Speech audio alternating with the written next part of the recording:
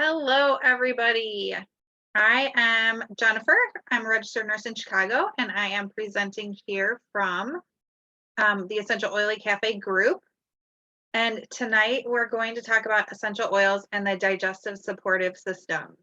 So the one thing that, we've been talking over the last few weeks, and whether you've been able to be a part of our live classes or listen to our recorded classes, which are available for us to send out to you either via a text message or they are uploaded to Beth's YouTube page, so you guys can see them there. But we've been talking about different digestive supportive, primarily supplements and not necessarily essential oils. So what I'd like to do is I'm going to turn off my screen myself here if I can. I want to talk about oils because we kind of skipped over that. And one of the things that is, so many people know Peppermint and DiGize. So we're going to talk about those last because you guys know them. But let's start off here with what are gut symptoms. So the digestive system is a process of breaking down foods into nutrition and energy that our bodies can use. The digestive process starts with you chewing your food and continuing through your stomach, small intestines, large intestines, before waste eliminates from your body. In addition to helping break down your food, your digestive system also plays a role in absorbing specific nutrients into for good health. Essential oils are natural components found in plants that can be used for a variety of properties.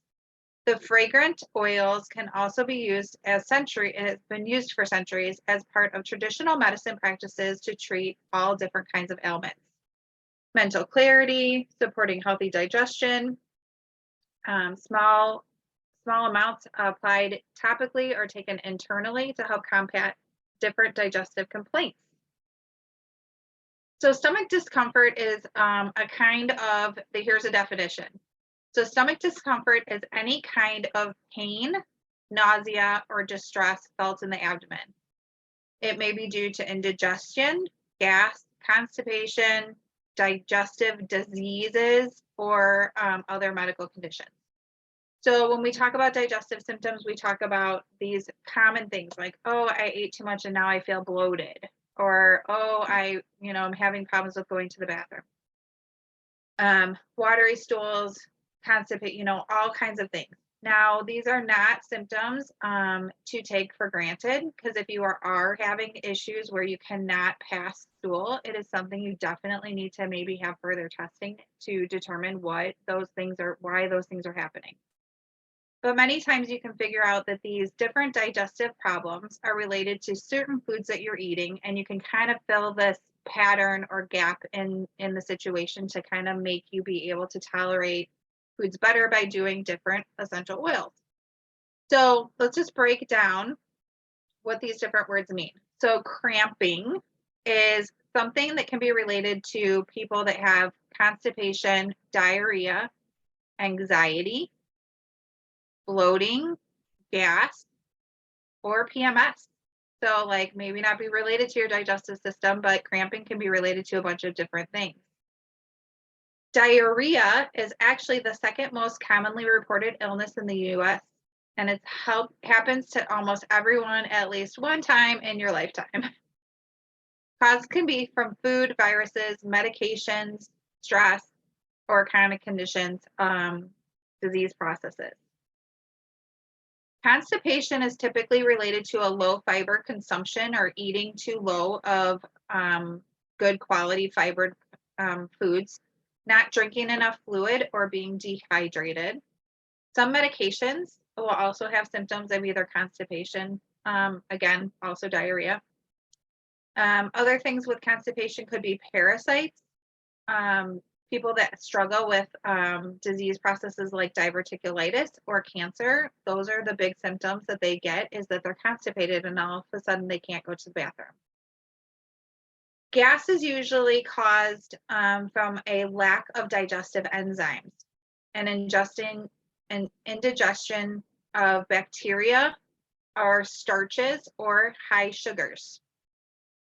And we've talked about the digestive enzymes and which ones will help with those, gas is a big thing. So we've kind of talked about that already. The word indigestion is a feeling of I'm full, bloated, people that are belching all the time, nauseous, or they can have it like occurring like right after they eat. All of a sudden you feel indigestion or burning sensation in your chest. And a lot of times that's the way that people describe it. So let's talk about oils. So these are some oils that we're going to talk about today and why I brought them into this conversation. And this is where we're going to get a little bit interactive because I love for you to think about these oils and I want you to think about testimonies that you have with using different digestive oils. And we're going to turn off the video in a few minutes. We're going to kind of break that down and talk about it. But here's what I discovered when I was looking at digestive health. And I used our desk reference, pocket reference material to look up some of these different things. So I'm going to start with carrot seed. Carrot seed is actually traditionally used for kidney and digestive discomfort. So people will drink carrot juice and it helps with the liver also. So it's a really good liver help supporter. Great for skin. And so when you think about carrot seed in your digestion, your skin is super related to your digestive tract, which we've already talked about. And it also is, your skin is related to your intestinal tract. So carrot seed helps support both of those things. People that have different skin diseases, 1 to 2 drops at a time of carrot seed will help with skin, digestive discomfort, and also help your liver, which is great. And that all goes into emotions and things like that. So carrot seed was one that I had not really thought about in relation to digestion. The second one is celery seed. Very helpful with digestion. So when we're talking about the actual process of your digestion, celery seed is really great for that.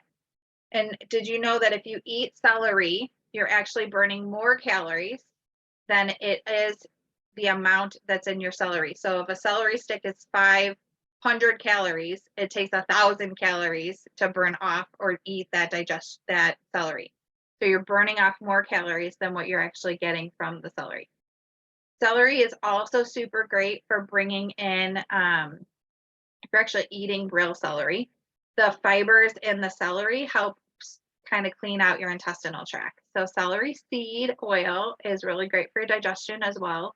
It's also a liver and urinary supporter. And they recommend that you take 2 drops 3 times a day of celery seed to support your digestive system. So sage is another one that I found when I was researching supportive oils for digestion. One is because it helps with your metabolism. So it helps with your body's ability to kind of break down those foods and improve your metabolism. And then we talked about cramping, and sage is really good for that. It helps with getting rid of those negative emotions that you might have in your intestinal tract. And again, it helps support your skin. One thing is that I was finding pretty consistently is if you have epilepsy, that it might be something that you'd want to avoid. There's a lot of different options, so maybe stay away from that if that's a concern for you. The next one is basil. And if you know the word antispasmodic, okay, so that's kind of a big word, antispasmodic.